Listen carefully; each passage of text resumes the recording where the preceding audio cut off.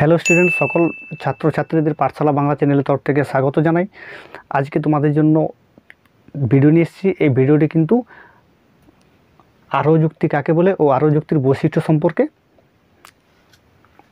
করা আছে। তো প্রথমেই আমরা জানবো আরোহ যুক্তি কাকে বলে।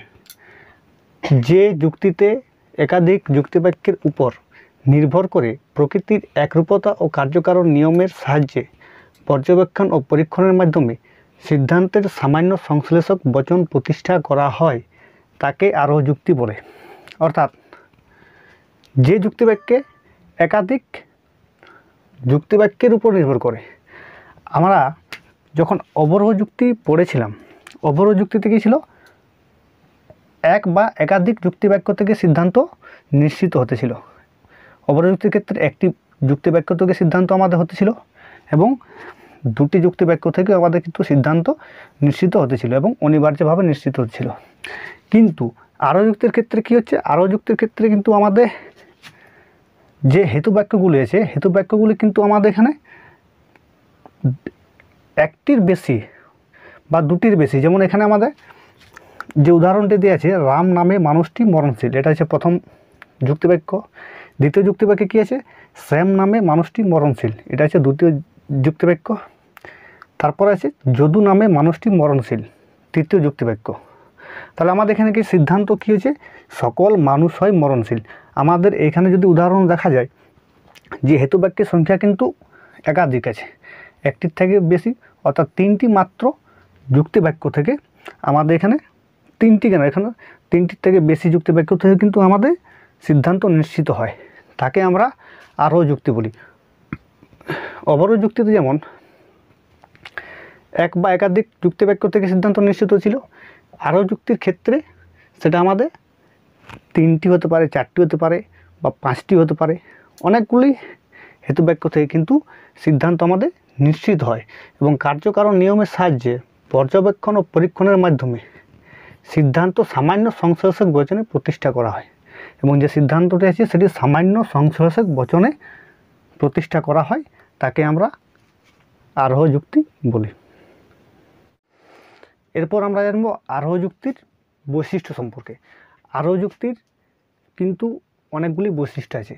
তো আরোহ যুক্তির প্রথম বৈশিষ্ট্য হলো অবরোহ যুক্তির মতো আরোহ যুক্তির সিদ্ধান্তটি সর্বদা যুক্তিবাক্য থেকে নির্গত হয়। অবরোহ যুক্তিতে যেরকম সিদ্ধান্তটি যুক্তিবাক্য থেকে অনিবার্যভাবে নিশ্চিত ছিল, আরোহ যুক্তিতেও কিন্তু সিদ্ধান্তটি যুক্তিবাক্য থেকে নিশ্চিত হয়। 2 নম্বর নিয়ম কী আছে?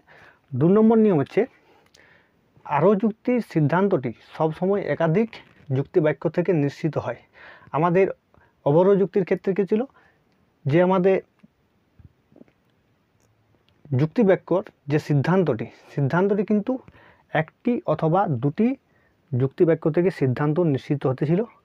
আমাদের কিন্তু আরোহ যুক্তির ক্ষেত্রে একটি বা দুটি নয়, তার থেকে বেশি যুক্তিবাক্য থেকে সিদ্ধান্ত কিন্তু আমাদের নিশ্চিত হয়। 3 নম্বর নিয়ম কী আছে? 3 নম্বর নিয়ম আছে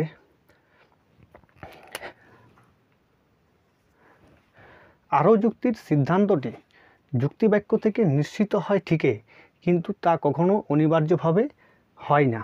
আমাদের অবরোহ যুক্তির ক্ষেত্রে যে সিদ্ধান্ত ছিল, সিদ্ধান্তটি কিন্তু আমাদের যুক্তিবাক্য থেকে নিশ্চিত হচ্ছিল এবং অনিবার্যভাবে নিশ্চিত হচ্ছিল। আরোহ যুক্তির ক্ষেত্রে কিন্তু সিদ্ধান্তটি যুক্তিবাক্য থেকে নিশ্চিত হয় ঠিক, কিন্তু তা কখনো অনিবার্যভাবে নিশ্চিত হয় না। অর্থাৎ আমার যদি যুক্তিবাক্য যদি আমার সত্য হয়, সিদ্ধান্ত কিন্তু সত্য হতেও পারে, আবার নাও হতে পারে। 4 নম্বর বৈশিষ্ট্য হলো আরোহ যুক্তির সিদ্ধান্তটি সর্বদা যুক্তিবাক্যের চেয়ে ব্যাপকতর হয়। অবরোহ যুক্তিতে যেমন আমাদের সিদ্ধান্তটি যুক্তিবাক্য থেকে কখনোই বেশি ব্যাপক হয় না, অবরোহ যুক্তির যে যুক্তিবাক্যের থেকে অনেক বেশি ব্যাপক হয়। 5 নম্বর নিয়ম হলো আরোহ যুক্তির ক্ষেত্রে আকারগত সত্যতার সঙ্গে সঙ্গে বস্তুগত সত্যতার উপরও বিশেষ গুরুত্ব আরোপ করা হয়।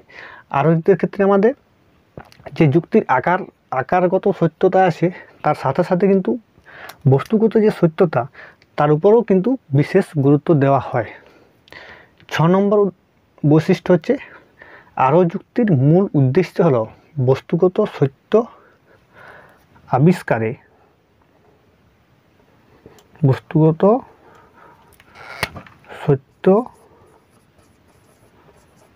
আবিষ্কারে সহায়তা করা। তো আজকে ক্লাসে আমরা আরও যুক্তি কাকে বলে ও আরও যুক্তির বৈশিষ্ট্য সম্পর্কে জানলাম। আমার ভিডিওটি ভালো লাগলে লাইক, কমেন্ট, সাবস্ক্রাইব করুন ও পাশে থাকা বেল আইকনটি প্রেস করুন, তাতে তোমরা ফিলোসফির সমস্ত ক্লাস তোমাদের কাছে পৌঁছে যায়। আজকে এই পর্যন্তই। পরবর্তী ভিডিওতে কিন্তু আমরা বচন সম্পর্কে পড়ব। যুক্তির ক্ষেত্রে কী হয়েছে,